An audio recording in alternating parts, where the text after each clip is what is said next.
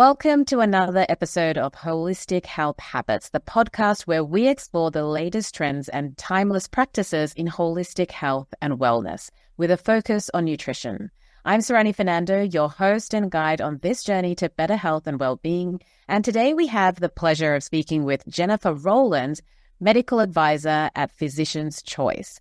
Physicians Choice manufactures professional-grade supplements and nutritional products where clinical research is the cornerstone of ingredient selection, where premium IP-protected ingredients are backed by clinical research to show efficacy and support real-life use.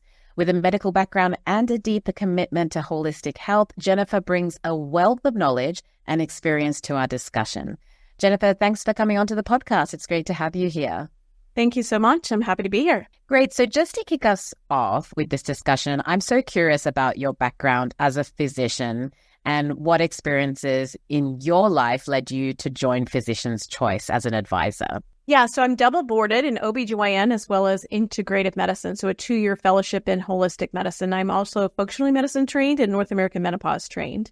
So I have my own medical practice where I see both men and women for integrative medicine consults, do IV therapy, nutrition. So I'm really into whole body medicine.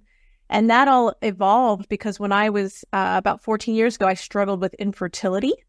And as an OBGYN, it's sort of like, wait, I should be able to do this. I teach people this all day. I help women get pregnant. Why can't I get pregnant? And I struggled with trying to get pregnant. And my own OBGYN had said, you're young, you're healthy, it'll all work out. But ultimately, I actually felt like I had PCOS. And I ran my own labs and found out I did.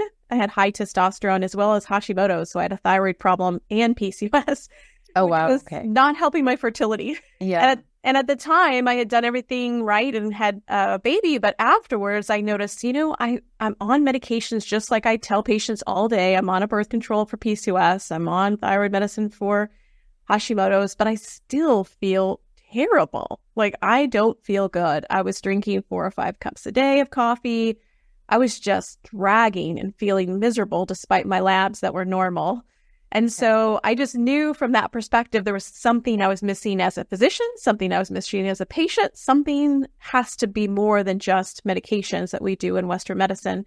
So I really dove into nutrition and realized for the first time ever, I never heard this in medical school, that food matters. Yeah. That it's actually medicine and that this is part of your health and you have to take that into account. You can take all the medications in the world, but if you eat terrible, it's never going to work. You're never going to feel good. So ultimately, I ended up going down this path of integrative medicine and functional medicine and really understanding there's so many foundations to health besides just medications. Yeah. And that's so true. I didn't study medicine. I studied medical sciences. I went to school with a lot of now doctors. But yeah, when you think about it, a lot of it, you do learn a little bit of nutrition, but, a lot of the focus in Western medicine, I've covered the pharmaceutical industry for 15 years. It's very much about symptom, putting the Band-Aid on the symptom. And then you go back and it's so much is actually you've got to go, a lot of diseases are created by the diets that are, fueling the diseases. So it's definitely really interested in your background as a physician, but then also taking it into the holistic approach. So just to tell us a little bit more about Physicians Choice as well, how does it fit into the broader holistic health field and what sets it apart from the rest of the pack? Yeah, so I'm a medical advisor. So there's a group of advisors that consists of a lot of different specialties that help advise that company. And what I love about that company is that they really dive into the data, the science behind what are the probiotics that are useful for different issues. What is it to be a woman? What is it to be a man? What is it to be a child? What does this matter as far as the microbiome and what we can do to enhance the microbiome to help people's health overall? So I find that company has very high standards for trying to bring as much data. Now, in the world of pharmaceuticals, we have to remember that, nutrition-based companies are going to be less science and less clinical trials than, say, metformin or diabetes drugs, right? You just cannot compete in the same realm. The money is not the same. So And I often tell patients too, when I'm advising them about supplements and herbs and things to take, that, there's never it's difficult to take a traditional medication and put it against an herb, because there's just not going to be someone who's going to do that trial. Generally there isn't, I should say. So I like that they are very much into bringing as much science-backed information as we can about the role of probiotics, about the role of the microbiome in overall health. And yeah, it's been a great relationship to help advise them. I've also advised other companies, Halion and some other Pario Health, and some other companies with sort of options for holistic health as well. Okay. And, holistic health combines, the traditional practices with modern science. Can you discuss, how this integration has evolved historically and how it's currently shaping the industry? What sort of things you've seen? Yeah, patients are really driving a lot of what we're doing now. COVID, for better or for worse, really got people online and really got them to realize that they have access to things they didn't have before. And a lot of even companies, biotech companies, have now done this direct-to-consumer kind of option. So you can order your own blood tests. You can order your own supplements. You can order your own genetics tests. Like, you can order a lot of things. You can order your own Dutch test. Like, you can order these tests that before COVID, now there were options, but it just wasn't so accessible. And now patients are realizing that they can be their own advocate and really push for that type of medicine. And so I love it. I'm excited that sort of patients are driving these things.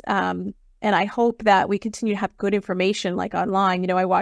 I do some videos for Instagram. And so sometimes I get a little frustrated because I'm like, don't talk about this. This is not science-backed. But the more of us that sort of have this medical background can really bring this information out to people. And it's been amazing.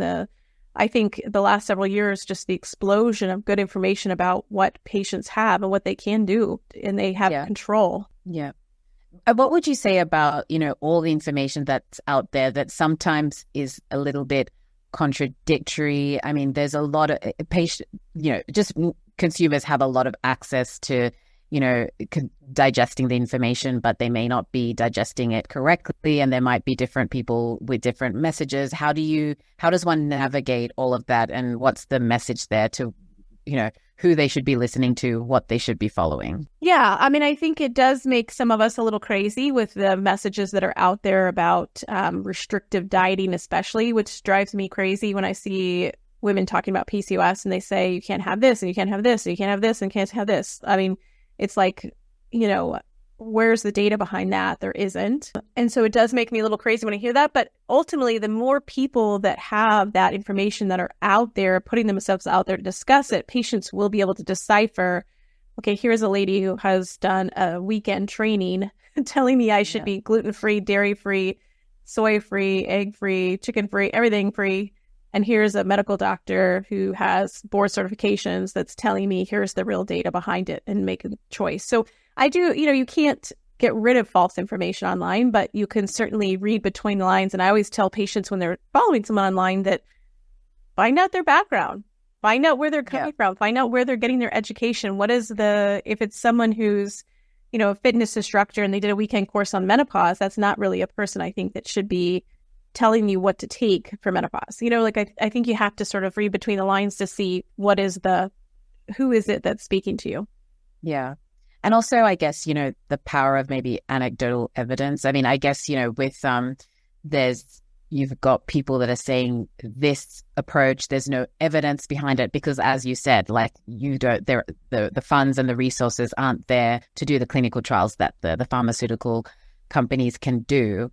And, then there's these anecdotal stories and testimonials that maybe you would be able to say, yes, it hasn't been statistically significantly proven that this is the case. But can you talk a little bit about like how you adopt, what you're seeing in anecdotal evidence and how you navigate your practice with that and advising patients on what paths they should take with their nutritional journey? For nutrition specifically, or alternative medicine options? It could be both. Yeah. Yeah. So for nutrition, we discuss a lot of times what science is available, right? So for example, PCOS, there's no sort of randomized clinical trial that says that, keto is better than low carb, which is better than high fat on a PCOS specific population. But we do know those patients tend to be pre-diabetic. They tend to have cholesterol issues, tend to have hypertension, they have a metabolic type syndrome. And so we do have randomized clinical trials on diabetics.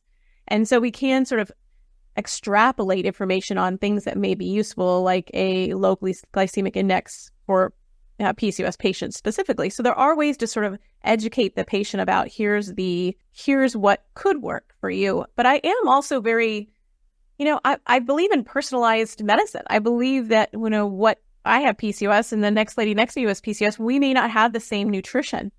And you have to find out what works for that person specifically. And so it is very personalized. And I do that with my patients. I talk to them like, it's all good if I tell you to eat broccoli, but if you eat broccoli, it's never going to happen, right? What's the point?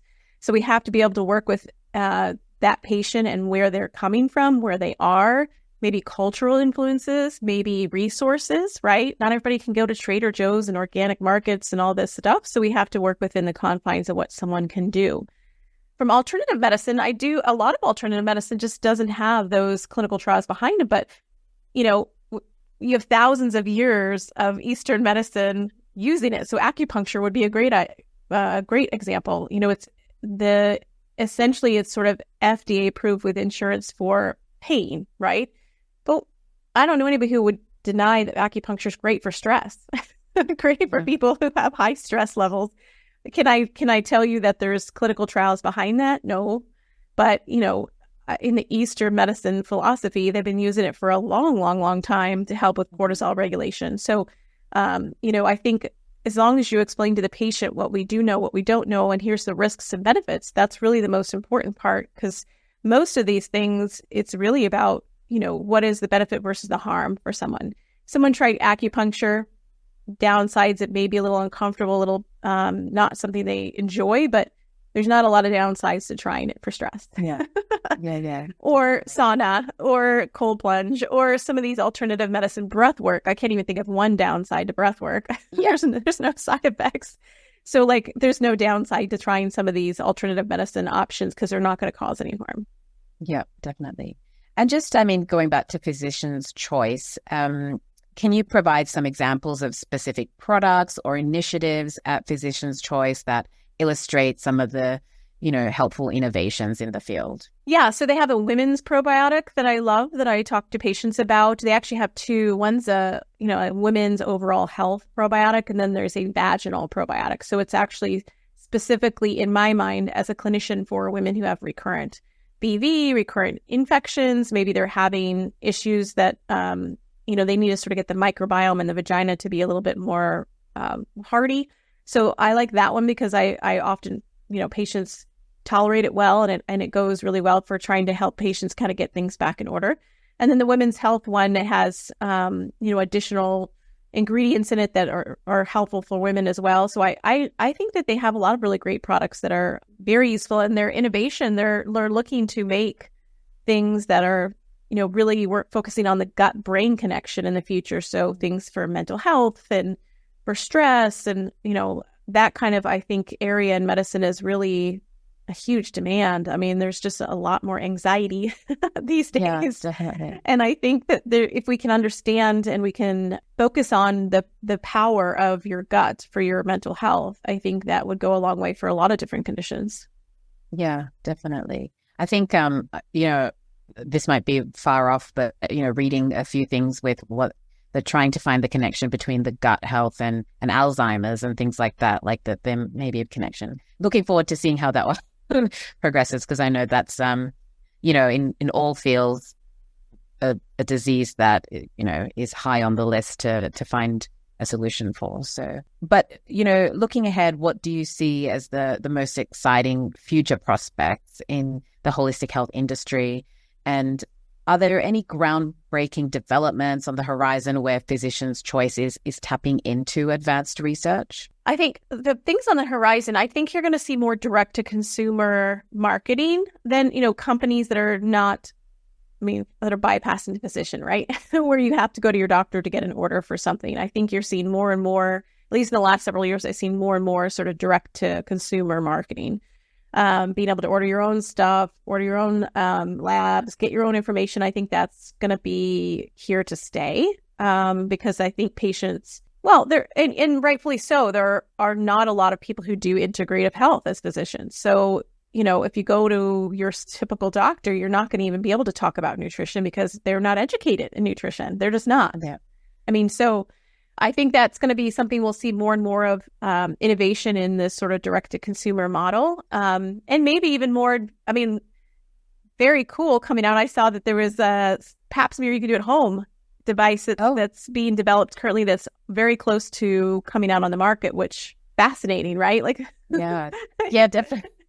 Is it as painful as it is normally? It doesn't look, it seems much more simple. But, things like that, how crazy cool is that in biotech, right? To think you can give access to some people who can't get into their doctor. Even in a very populated area like I live in Los Angeles, there's still people who tell me it takes them 3 to 6 months to get into their doctor. And we have a medical clinic on every corner in Los Angeles. They're everywhere.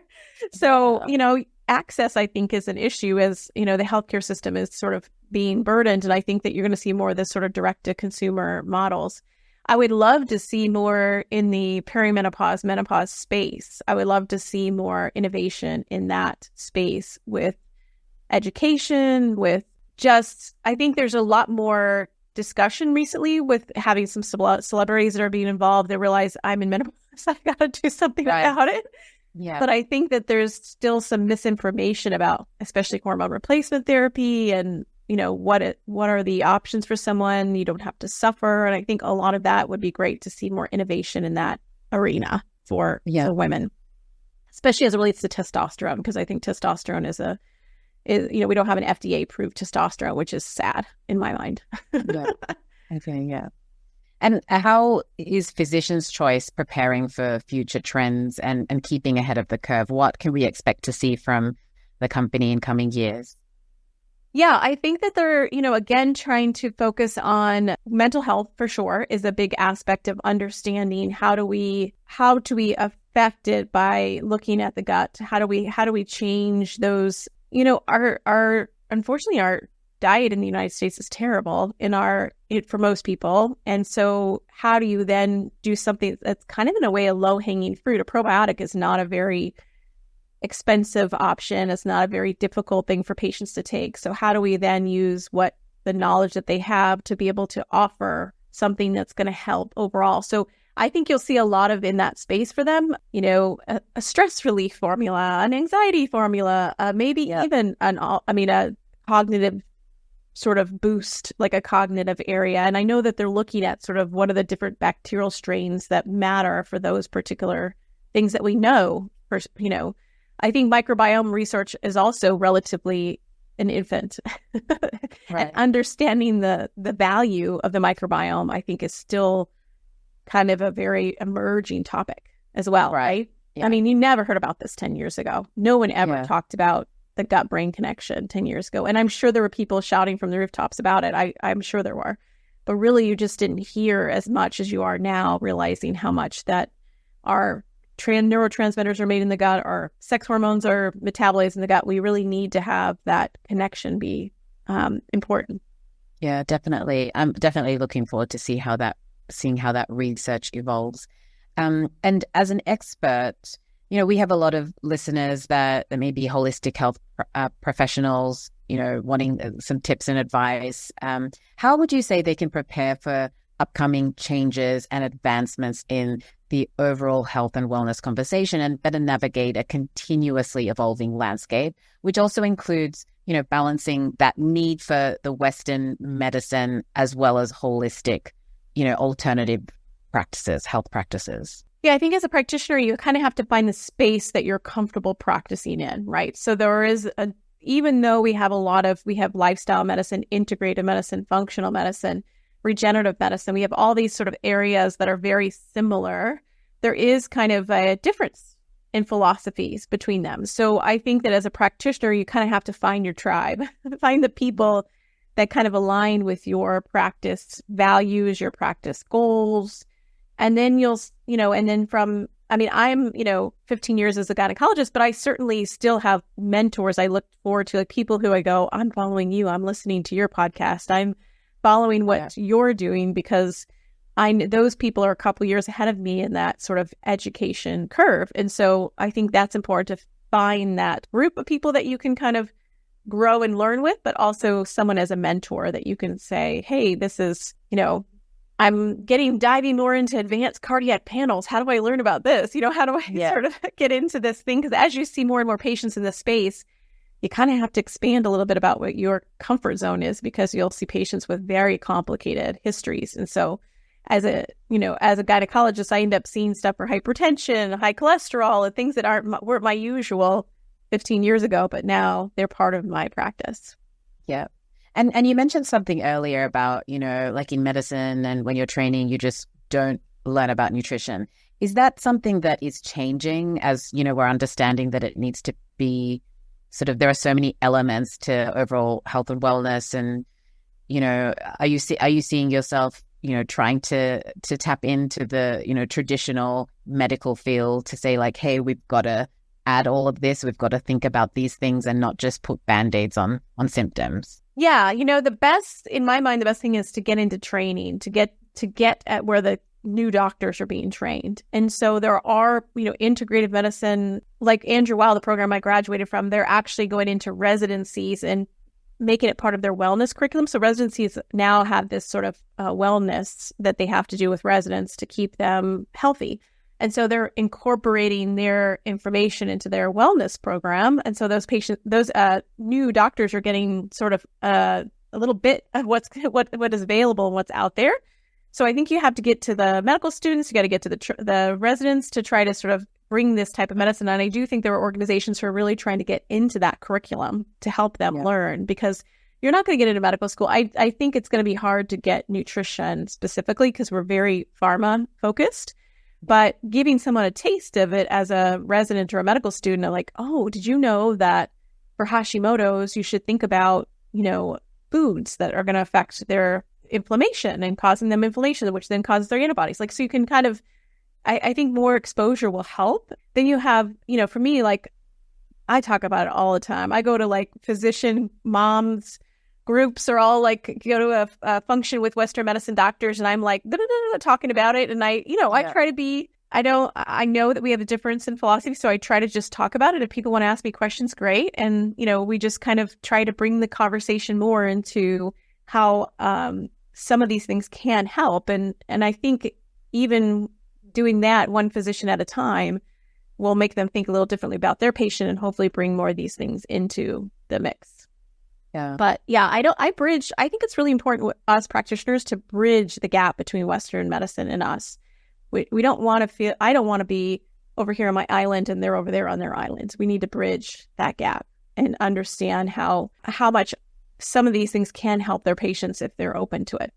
Yeah, definitely. Yeah. And, it's really interesting as well because you come from a women's health background. And I think historically, a lot of the research out there hasn't really, it's been sort of like a blanket sort of research, not focusing on like the differences that we might have as women with, the different hormones and things like that. Personally, just speaking from, managing my cycle and understanding how nutrition really impacts how my cycle is. And that's something like I only really learned, very late in life. And it would have been nice to, have some of these resources, people talking about these sorts of things, to not just have the pharmaceutical world as the solution for these kinds of problems. So would you say that, in the women's health field, things are evolving the way that you would like to see it? I would like to see it faster. Let's be honest, women's health research is very underfunded. We weren't even, and I don't remember the exact date, but in the 90s, we were not required to be in a clinical trial until the 90s as a woman. Right. So you could approve a drug and never have a single female in your clinical trial. That's crazy. What? Why did that even happen? But yeah. Yeah. So, because no one wants to mess with the cycle. They don't want to deal with all the things that can happen. But, the 90s, that's not that long ago. So I think that, and here I am talking about FDA approved testosterone. Like there's no testosterone for females. Like that's I just think we're really, really behind on women's health research. There's no FDA approved PCOS drug. 1 in 10 women, no PCOS drug. Like, I mean, I just think that we're really behind in sort of the pharma world with women's health.